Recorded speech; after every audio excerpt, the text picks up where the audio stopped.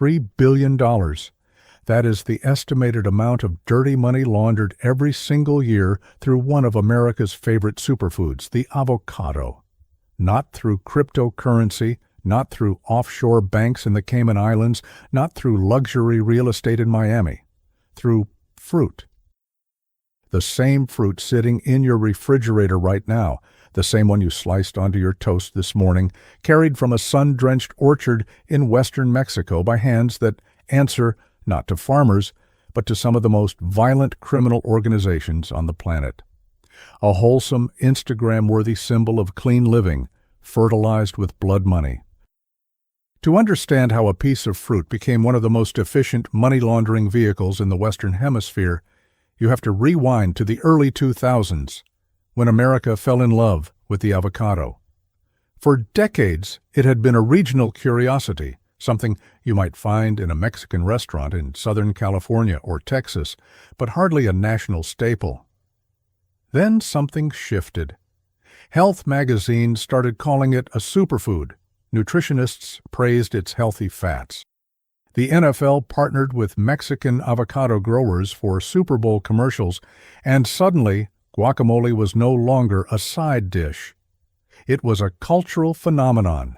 American consumption of avocados surged from roughly 1.5 billion pounds per year in the early 2000s to over 3 billion pounds by 2023, and the vast majority of those avocados came from one place, the Mexican state of Michoacán. Michoacán sits in a mountainous region of western Mexico where volcanic soil and mild climate create perfect growing conditions. For generations, small family farmers worked modest orchards there, earning a humble but stable living. The avocado was called green gold, and for a while, the name was a compliment.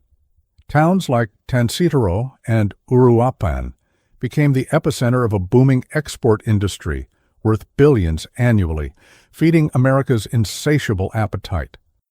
From the outside, it looked like a success story, a rural agricultural economy lifting families out of poverty through honest work and global trade. American importers, grocery chains, and consumers saw exactly what they wanted to see: hardworking farmers, organic certifications, and a clean supply chain stretching from orchard to supermarket shelf. But beneath that wholesome image, something else was growing. The cartels had noticed the same thing Wall Street had noticed. Avocados were liquid gold, a cash-intensive, export-driven, loosely regulated commodity moving across the border in massive volumes every single day, and where enormous amounts of legitimate cash flow in predictable, high-volume streams, criminals see something irresistible. They see a washing machine. The mechanics of the scheme are as elegant as they are ruthless, and they follow a pattern that law enforcement calls trade-based money laundering. It begins not in a bank vault or a digital ledger, but in the orchards themselves. Starting in the late 2000s, cartels operating in Michoacán, primarily the Caballeros Templarios, and later the Jalisco New Generation Cartel, began taking control of avocado production through a method as old as organized crime itself, extortion. Farmers who refused to pay a weekly fee, often ranging from $500 to several $1,000s per hectare, were threatened, beaten, or killed. Those who still resisted watched their orchards burn.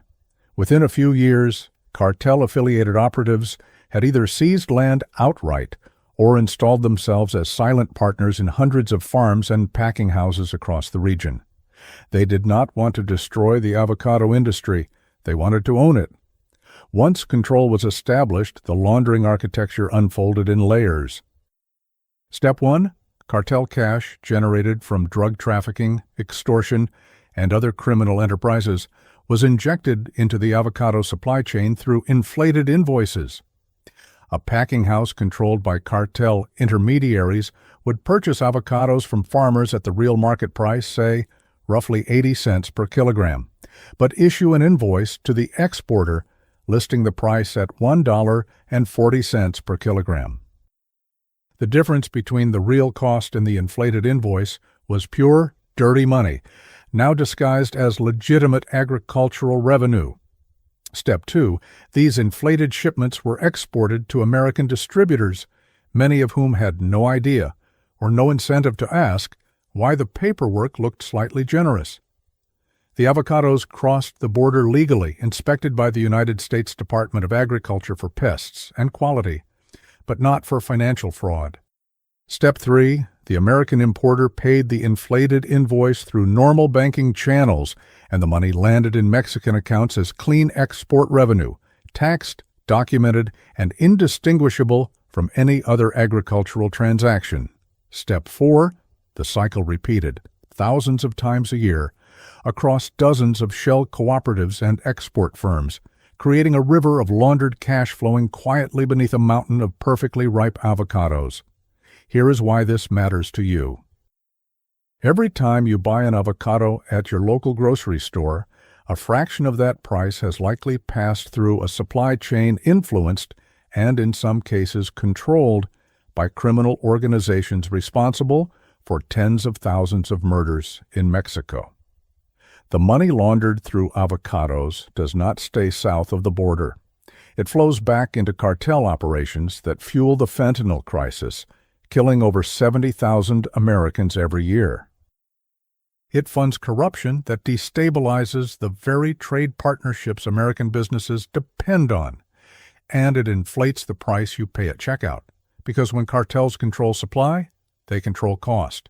Think about it this way. You walk into a Whole Foods on a Saturday morning. You pick up a bag of organic avocados with a clean green label and a little sticker that says, "Product of Mexico." Everything about that moment feels, but the supply chain that delivered that fruit to your hand may have passed through a packing house where workers operate under death threats, through a cooperative whose books were doctored to wash cartel profits, and across a border where agricultural inspectors check for insects but never for inflated invoices. The distance between your kitchen counter and a cartel-controlled orchard in Michoacán is not measured in miles. It is measured in signatures on shipping documents that nobody bothers to read. By the mid-2010s, the cartel's grip on Michoacán's avocado industry had reached a scale that defied comprehension. Criminal organizations controlled an estimated 80% of the region's production, collecting fees from virtually every farmer, every packing house, and every truck that rolled toward the border. The money was staggering. Intelligence reports from Mexico's Financial Crimes Unit estimated that avocado-linked laundering operations processed between $2 and $3 billion annually, making it one of the largest trade-based money laundering schemes ever documented in the agricultural sector. Cartel lieutenants who once dealt exclusively in methamphetamine and cocaine now held stakes in legitimate export companies, sat on the boards of agricultural cooperatives, and dined with politicians who owed their campaigns to green gold. In the towns surrounding Tancítaro, the so-called avocado capital of the world, you could see the contradictions with your own eyes. Brand-new luxury trucks parked outside crumbling farmhouses. Armed men in body armor standing guard at packing facilities that shipped organic fruit to American supermarkets. A region that exported health food to the world while living under a regime of terror that made its own citizens afraid to speak above a whisper. And yet, the warning signs were everywhere, hiding in plain sight. American importers reported price fluctuations that made no economic sense, avocados arriving at costs that were sometimes 30% above market value with no clear justification. Customs and Border Protection flagged repeated irregularities in shipping documentation from the same handful of Mexican exporters, but the reports were filed and forgotten because the agency's primary mandate was stopping drugs and illegal crossings, not auditing fruit invoices. Banks processing payments for avocado imports noticed unusual transaction patterns, rapid cycling of funds through multiple accounts, payments routed through shell companies in Guatemala and Belize before arriving in Mexico, but filed suspicious activity reports that disappeared into a federal backlog of over 2 million cases. On the Mexican side, journalists who tried to investigate the connection between cartels and the avocado trade were threatened, and several were murdered. The message was clear. The system was not broken. It was functioning exactly as the cartels needed it to function, with the silent cooperation of institutions on both sides of the border that found it easier to look away than to look closely. There was, however, one person who refused to look away. In 2014, a special agent with the Drug Enforcement Administration, working out of the agency's Guadalajara field office, began noticing a pattern that did not fit the usual drug trafficking profile.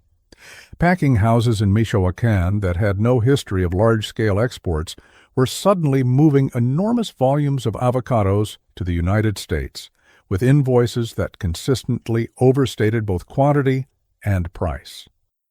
The agent, whose identity remains protected in court filings, started pulling financial threads, cross-referencing export records with known cartel-associated businesses, and what emerged was not a single operation, but an entire parallel economy, a network of dozens of shell cooperatives funneling dirty money through the legitimate avocado trade.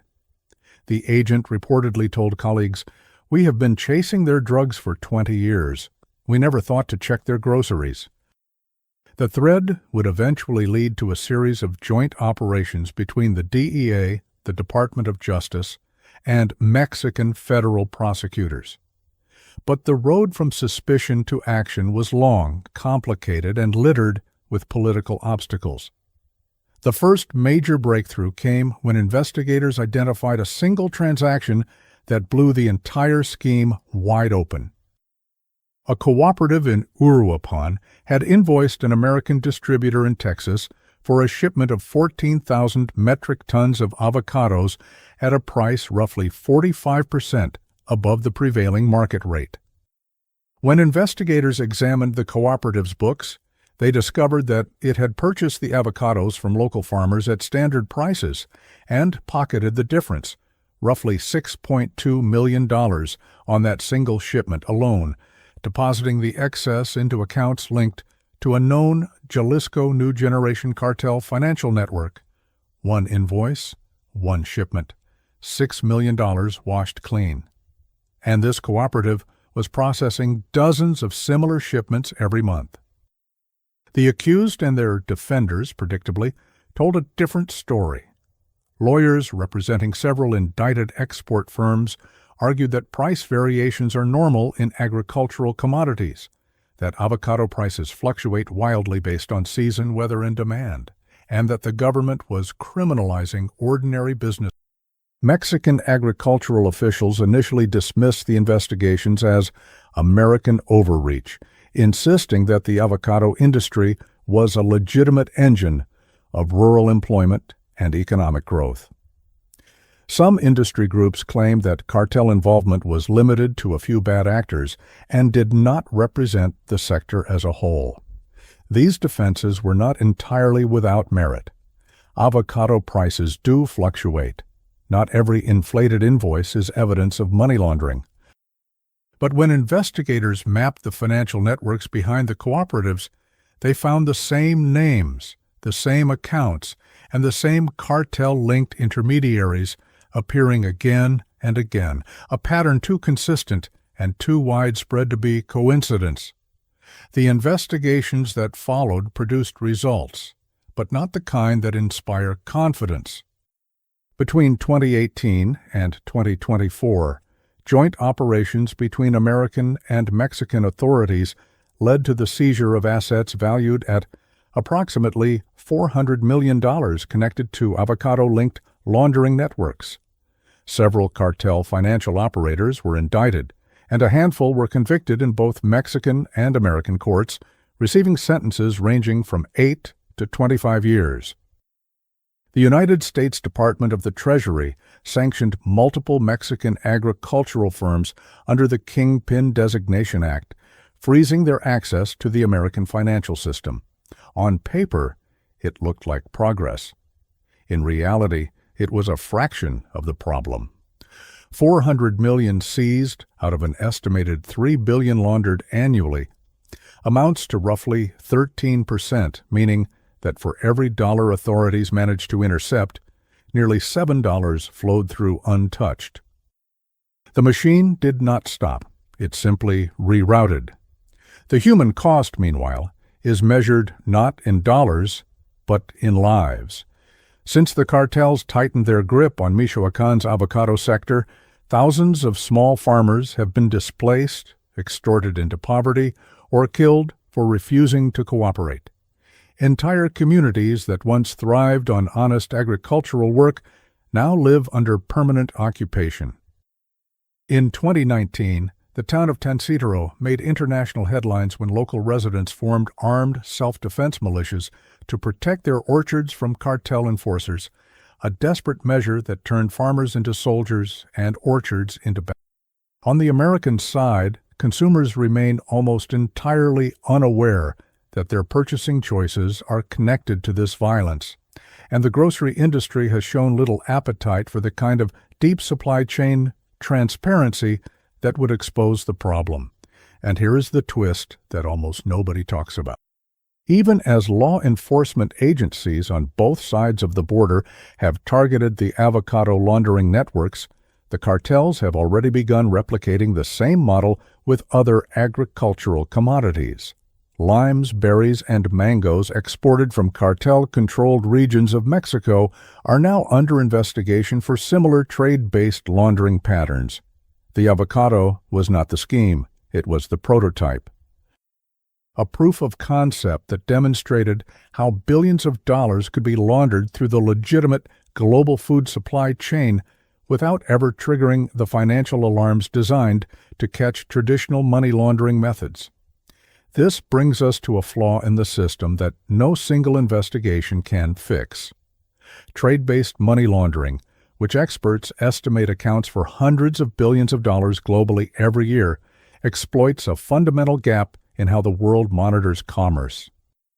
Banks are required to flag suspicious financial transactions, but nobody is systematically comparing the price on an agricultural invoice to the actual market value of the goods being shipped. Customs agencies inspect products for safety and quality, but have neither the mandate nor the resources to audit pricing. And the World Trade Organization's rules, designed to promote free trade, make it politically difficult for any country to impose the kind of aggressive import scrutiny that might actually catch these schemes. The system that is supposed to protect us was built to catch suitcases full of cash at airports, not manipulated invoices on shipping containers full of fruit. So here is the uncomfortable question. If we know that billions of dollars are being laundered through the food on our tables every year, if we know that the profits fund cartels that poison American communities with fentanyl and terrorize Mexican farmers with violence, and if we know that the regulatory tools to stop it already exist but remain unenforced, then at what point does our collective inaction become a form of complicity? $3 billion a year. That is not a number hiding in a classified intelligence report. It is sitting in your grocery bag, wrapped in a clean green skin, waiting to be sliced open. The next time you reach for an avocado, you might want to ask where it really came from. And if that question makes you uncomfortable, good. Because the people who launder money through your food are counting on the fact that you will never bother to ask. If you think the avocado trade is the only aisle in your supermarket hiding dirty money, you have not been paying attention. But that is a story for next time.